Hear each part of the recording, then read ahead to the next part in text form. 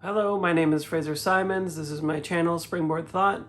Today I'm doing the first weekly reads of 2022, and it has some crossover, of course, with the monthly wrap-up that I just did previous, but I thought I'd continue the continuity regardless each time.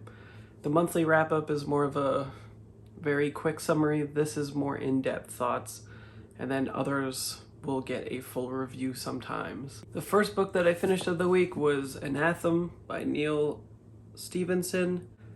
This is better than what I've read in the past from him. It's maximalist in the way the two previous books were not, Snow Crash and In a Diamond Age, or The Diamond Age, one of those two. And it has similar problems, but better ideas. And this is indeed coined an idea book. However, the ideas expressed in it, although they are very articulate and put out very simply and easy to understand for the reader as they're consuming the plot and the overall machinations of what is going on in the world building and whatnot, it still feels like it is a little bit too much of an idea book, in the sense that rather than read 100 or 1,000 pages, you could probably look up the topics that are brought up in it, or the concepts, and simply get your information that way without having to consume a tome. So this book is about monks who are in a monastic type of monastery called something else, essentially cloisters, but termed something else. And there's a lot of verbiage, nouns, and whatnot that are coined to mean something else, and probably capitalized, though I can't remember, as SFF tends to do. The idea being that this extrapolation of, I think, the Roman Empire, if I am correct about that, it has an anti-intellectual movement that is so strong when scientists keep creating these terrible things, think atom bomb, and then later on an even more powerful bomb than that, and such that they lock all these scientists away in this order. Depending on what you are studying, you are locked in this very specific abbey, essentially, and the outside world is only accessible to you in increments of, I think, 10, 100, and 1,000 years, if I'm correct, depending on what you're, again, studying. The members of a very specific group, which comprise the main characters, spot a UFO, essentially, and because of this, it sparks some controversy, and a very specific member who found this, essentially, is exiled, or an anathema is done, and he's sent out. When more is discovered about this, they actually have to send out some of the monks prematurely to get him back and to work on a solution, because it indeed proves true that this thing exists, and the questions it begs, I guess, is so large that they need the help of everybody in order to tackle it. It brings in two different philosophical concepts that are pretty interesting, and I would venture that most people haven't heard of. It has a lot of, well, not a lot, but it has some quantum physics and physics in general, and is examining the ways in which an alien species could potentially traverse time and space to get here. It brings up certain issues that I don't think most people would consider in regards to the alien problem in general, and is the overall most interesting aspect of the book, as mentioned. The plot itself is very rudimentary. It doesn't start until 150 pages in. It's very cookie cutter and meant to provide the context of which these monks are talking about, the science, and giving it to the reader in a digestible and pacing manner, or paced manner. So that aspect of it, I think, works technically if you want to consume that stuff this is a way to do it other than other vehicles. But the characters are insufferable. The writing in a prose situation is fine. You can circumvent some of that with the audiobook because you won't be paying attention to the sentence by sentence and paragraph by paragraph nature of it. And the narration is fine. I dualed read and listened to it to get through it. And Neal Stephenson, again, cannot write women at all. He has a weird sort of power fantasy playing out in some of the characters where it's like Ready Player One nerds that are saving the world and have women interested in them for no discernible reason. The inner turmoil of the boys or whatever feels very self-generated and artificial. The romantic side of things with Erasmus, the main character, essentially the protagonist, is laughably bad. Terrible, essentially. And so it just kind of, again, as the vehicle to get to the ideas, it is very bumpy and difficult to kind of not contrast this with other articles or nonfiction tackling similar concepts, and to not just simply recommend reading those because they won't be 1,000 pages. And certainly there are articles articulating these things. In fact, reviews about this book, if you're okay with spoilers, probably do a better job articulating the most interesting aspects of this book rather than the book itself, in my opinion. Next is Hell of a Book by Jason Mott. This was a 4-star read for me. Anathem, by the way, is a 3-star read, technically fine, did not exceed expectations whatsoever, 2.5 rounded up to 3. This book, though, Hell of a Book, is very interesting. It's about an author who has written Hell of a Book and is kind of going through the process of learning what an author is to the world, or the author function that he fulfills, and kind of like discovering that he cannot simply exist in a space where he just produces his art. And at the same time, he also has a disorder, which Malka Older would consider a narrative disorder in her books, which is maybe like an overactive imagination, things that prompt your imagination, you run away with, essentially, and become as real as what you're consuming in reality, basically. He has auditory and visual hallucinations, most recent of which is a young black boy who is termed like essentially the most black you can think of, basically. And so it immediately prompts him to think of how this boy has been brought up, how challenging his life would have been. And the boy says that he wants the author to see him. And what follows is a dual storyline where we're ostensibly getting the boy's story and or maybe the author, who remains nameless and autobiographically, I don't know, or autofiction wise might be Jason Mott himself, I'm not sure. But the author person has to traverse his book launch and his feelings prompted by the interactions with other people about how he engages with his art and how he is not, how much and to what degree he feels responsible for producing art that isn't targeting Black lives and his political existence as dictated by the society in which he lives, as well as confronting racism and those aspects of his identity where it's sort of insinuated that he'd prefer to just write, you know, normal fiction or whatever and not have to think about injecting those aspects, but feels a responsibility to. So it's very meta, of course.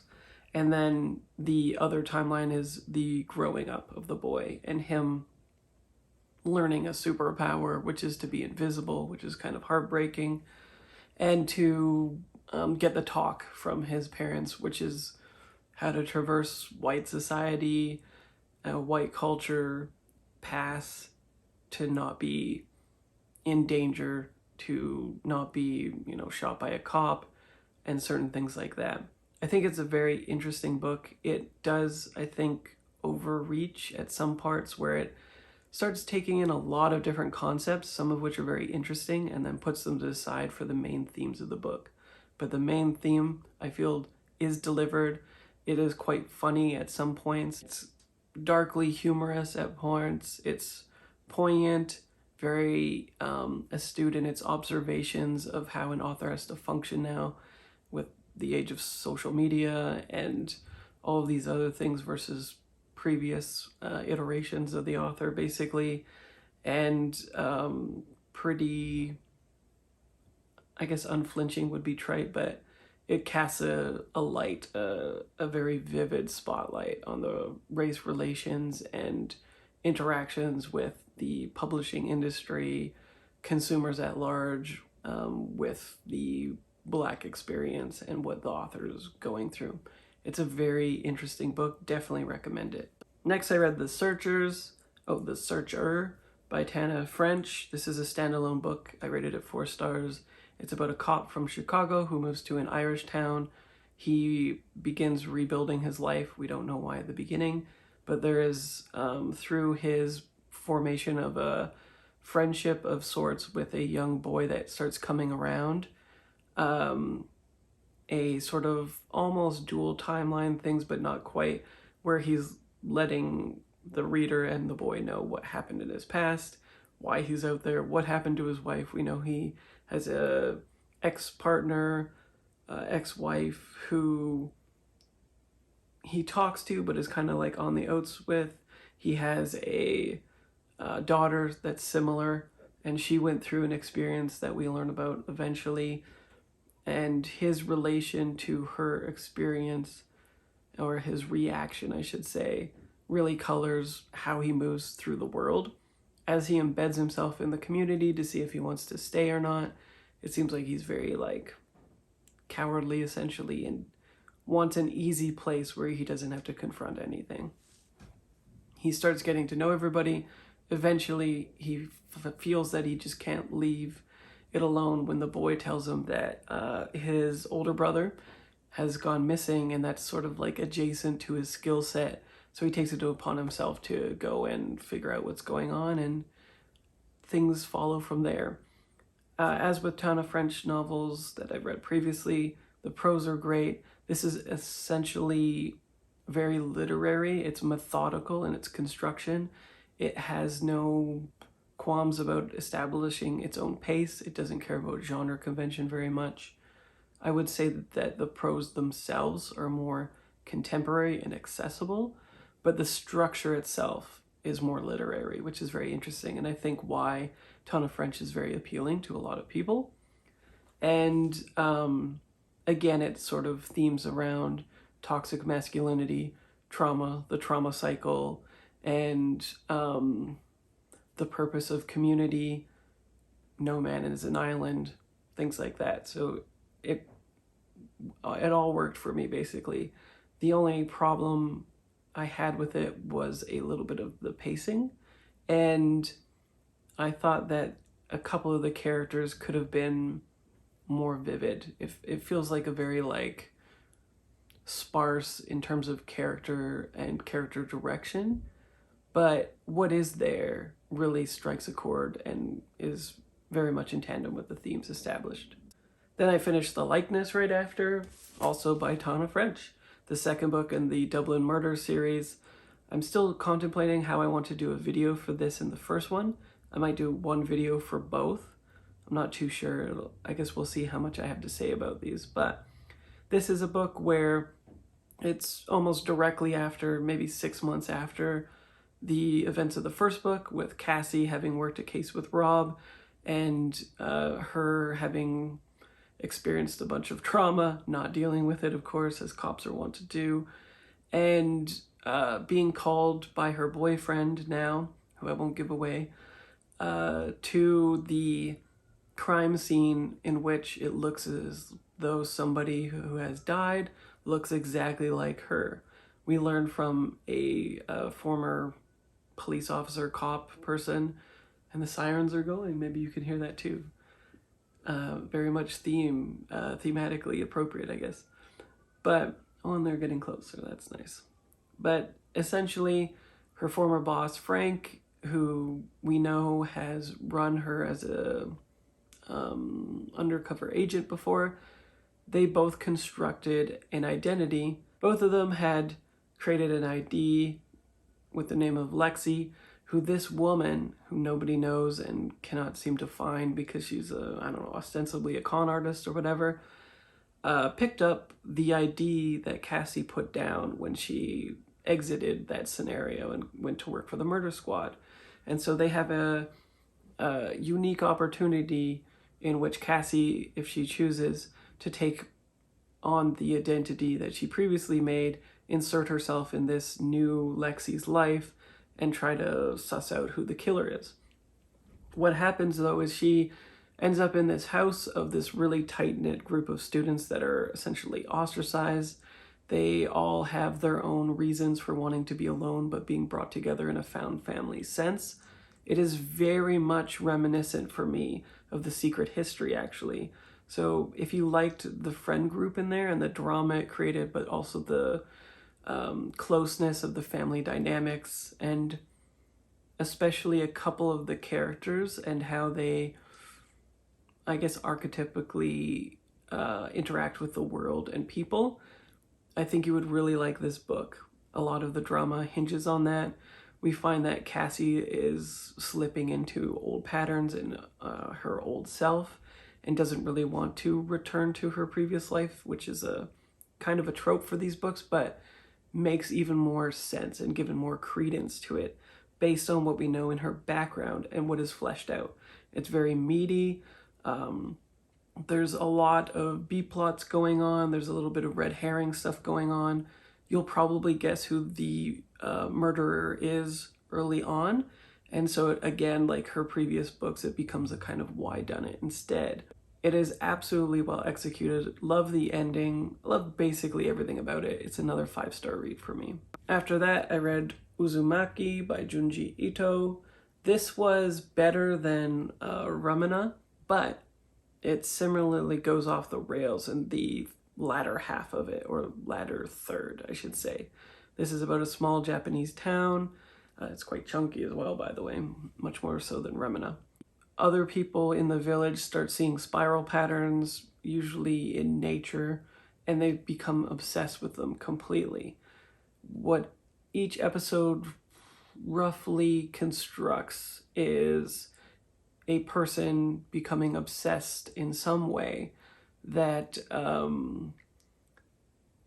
sort of self-destructs in a way, or at least hits on horrific loss of agency themes until we get to 2/3 in, when it becomes an overall very long arc to bring everything to a conclusion, which didn't make much sense to me. The format change also made it more gonzo, made it more post-apocalyptic. It seemed to discard the themes in the beginning that I found so interesting. The two main characters, boyfriend and girlfriend, never interact like that at all, ever. They just seem like two random friends, basically. And what's more is their relationship doesn't ever take precedence in any manner of the story. So there'll be issues completely devoid of the other and doesn't acknowledge their existence, basically. And then suddenly one of them will just appear kind of when it's needed in the plot. It's a little strange and maybe supposed to be hitting on the uncanny aspect of the town, I'm not sure. But another thing that was quite weird is it appears to be solely narrated by the female, the I think 16-year-old-ish girl, maybe a little bit younger. But the arc in the end makes it clear that it seems almost impossible that she should be narrating the story at all, which undermines the entire structure of the book, basically. It was very strange. But what was very interesting about it is in the themes, at least in the beginning, is that it hits on the point that there's a lot of natural aspects to nature that we simply don't understand and we can't understand. And in terms of the human life cycle, we never will, and we are kind of like a, speck of time in compared to the Earth. So it's kind of cli-fi mixed with horror, kind of Vandermeer-ish, actually. And it really is astute at inverting power dynamics, especially as it relates to school stuff like bullying and wanting to look very pretty, gender performance, a lot of interesting stuff like that. So I definitely would still kind of recommend it for most people, and I gave it a 3 versus Remina the 2, where it just, so much of it didn't work and it didn't feel like it hit a theme home at all. This does hit a main theme, at least, and at least the 2/3 of it was just riveting and excellent. Next is an Island of the Floating World, Kazuo Ishiguro. This is my first book by him, I think. It's about an artist during the World War who becomes a propagandist. He gets swept up in, I believe it's World War II. The only one that makes sense, really. And he gets swept up in patriotism, starts really trying to sway other people, obviously, with his propaganda. It's about him in his later years reflecting on things and how memory has altered him quite a bit, I would say. And most primarily, though, how each character views him because of his actions, both in the past and present. What his relationship, I guess, to patriotism and to his country and his fellow colleagues does to the family reputation, as well as his overall character growth, you could say, is very interesting. It takes a long time to make its point, and I think it sort of hits it over the head. And it is an interesting theme, but I didn't find the characters all that compelling. I found some of the interactions to be thematically appropriate and interesting. I could look at the structure and think that it is well done, but I simply didn't connect to it very much. But although it is quite prescient with, what's happening with anti-intellectualism, with patriotism, nationalism in the world right now. So I'm definitely glad I own it and that I read it. Next is Michael Kohlhaas by Heinrich von Kleist, translated by Michael Hoffman, who is a poet, German-born, I believe, but no longer lives there, possibly. And this book is terrible. I gave it 2 stars. This is when people are afraid to read classics, what people picture. It is very dry despite having an interesting premise. It's about a horse breeder who goes to a lord's manor to pass through to the next area in order to do business, but is caught up in bureaucratic bullshit. He has to go get a permit, and so has to leave collateral, the horses. By the time he gets back, the groomer who he left to take care of them is gone. The horses are emaciated and downtrodden and essentially broken. He kind of kicks up a fuss about it, but otherwise leaves because he wants to see what's up with the groomer. The groomer tells him he was beaten and there was a lot of injustices done to him. On his behalf, he goes to try to seek restitution, which again is caught up in bureaucratic machinations. There's a reason why Franz Kafka, I think, has a blurb on the back of this. It is more to do with bureaucratic machinations and the way justice is constructed and who it is for, who it serves, etc. But it is more billed as John Wick of medieval times. Like, it seems like it's going to be much more action-packed, except that they have targeted the wrong sections of the book in order to go into granular detail. The parts in which he is active and trying to get justice by finally going to the Lord's Manor and burning it down and trying to suss him out and kill him and get justice in the old-fashioned kind of way, because he sees himself not as belonging to society so long as it doesn't serve the purposes of which it is billed.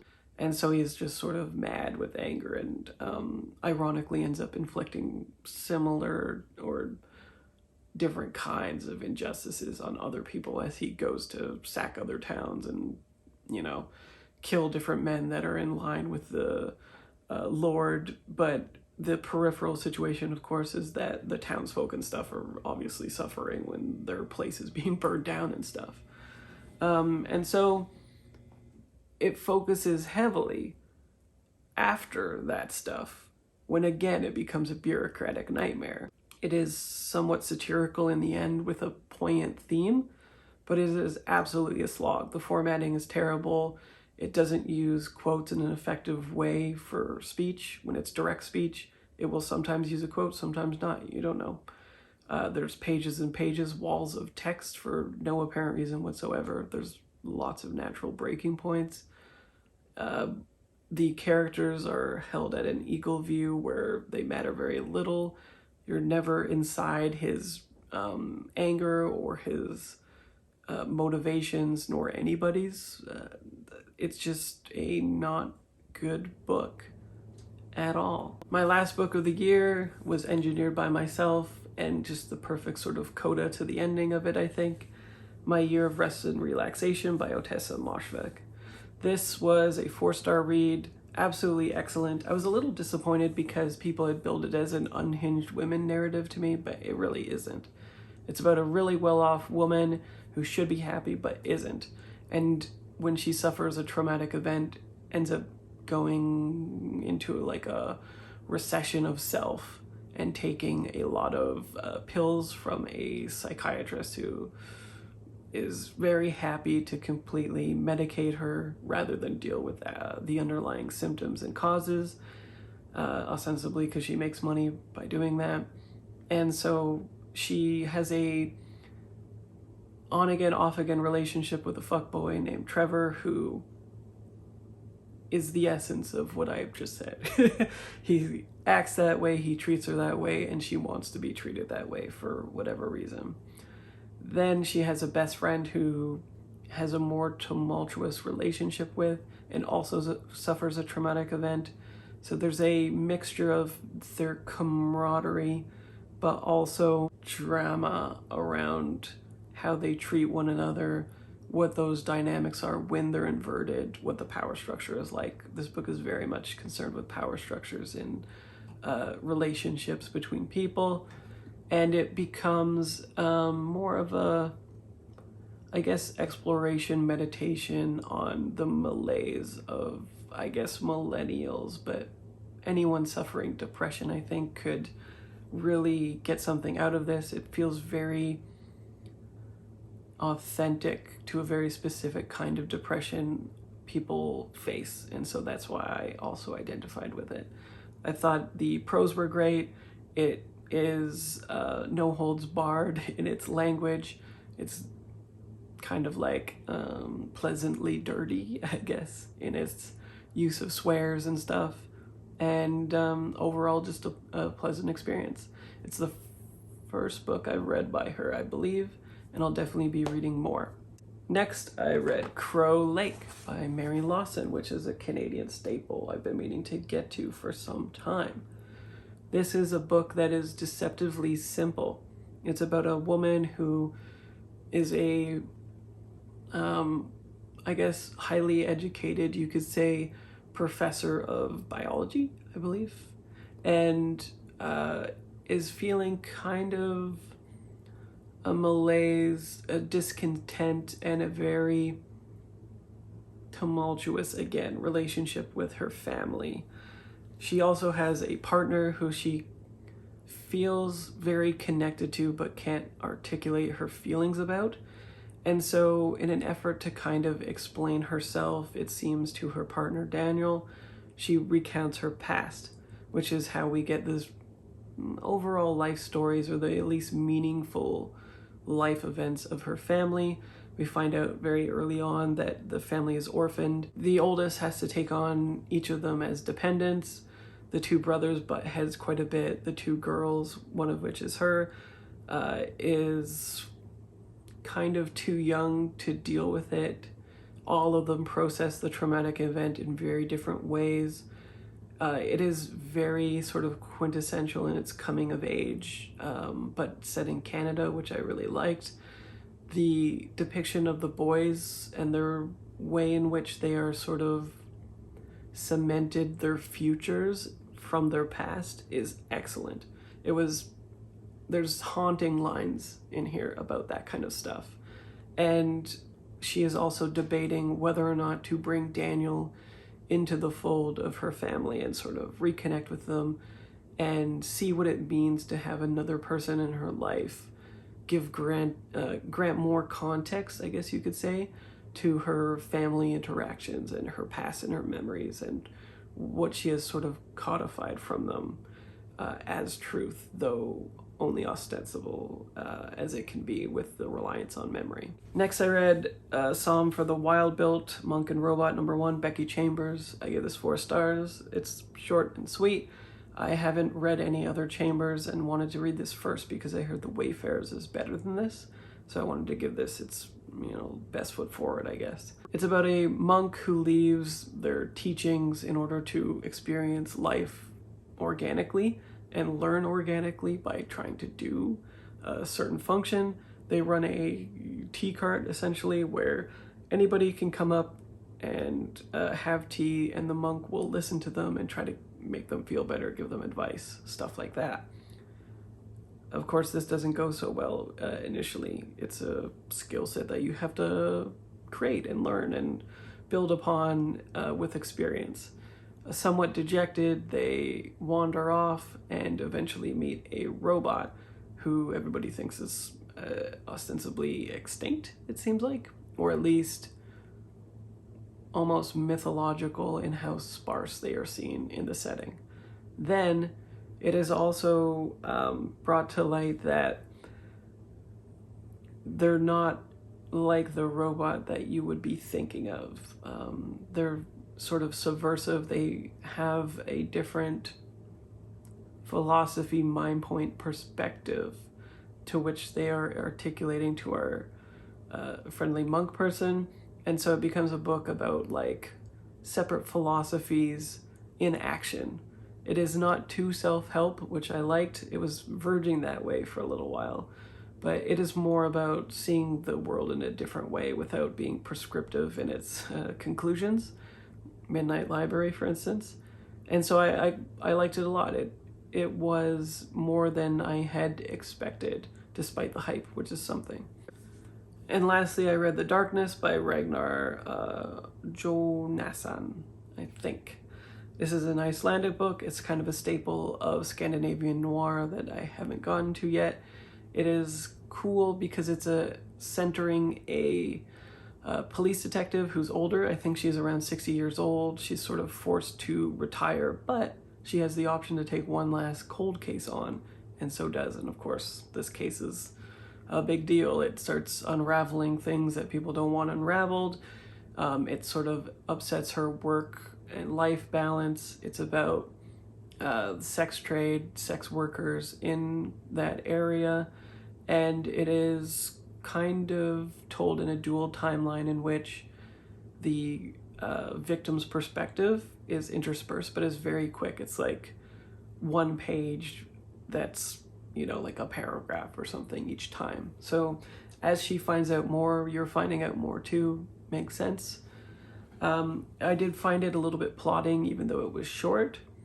I found her interesting as a character. She's a widow, and she has a friend that's a widower as well. And so they form like this nice kind of cozy connection without it being too sexual. And so I like that it was a friendship and it didn't have to have the weight of it being the only romantic interaction that she would have and that she would require that, She also is pretty adamant about confronting workplace inequalities, being treated unfairly as a woman despite having a really high record, being a role model, but yet being looked down on for certain other things, and the fact that she's being made to retire. The case overall was really interesting. There's a twist that's great that I don't think anyone could see coming, and overall I quite liked it. I gave it 4 stars. And that's it. That was my week in reading. I hope that you're doing well in 2022. Take care of yourself. My mother just got COVID, so I guess I'm back to reading quite a bit. The other week I only read 4 books because I was commuting back and forth all of the time. Not possible now unless I want to risk getting COVID. And then also 2 other people I think in the household also just have normal colds, so it's kind of an area I don't want to go around. If you've seen any of these books talked about before, if your opinion differs or is congruent with mine, let me know, or anything else you'd like to say. Otherwise, I'll see you next video. Bye.